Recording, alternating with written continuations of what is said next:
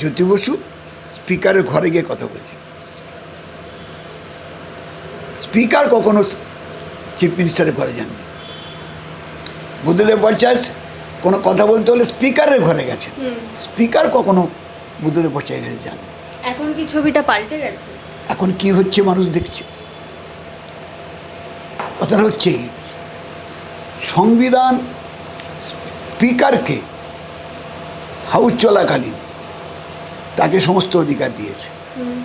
সেই অধিকারটা যিনি স্পিকার তিনি কতটা অ্যাসার্ট করবেন তার উপর নির্ভর করে। তিনি যদি অধিকার যা দিয়েছে সেটাকে তিনি সারেন্ডার করে দেন তাহলে তো কিছু বলার নেই। প্রশ্নটা হচ্ছে, তা তো বলছি না, আমরা বলছি না যে স্পিকার সব ব্যাপারে হস্তক্ষেপ করুন।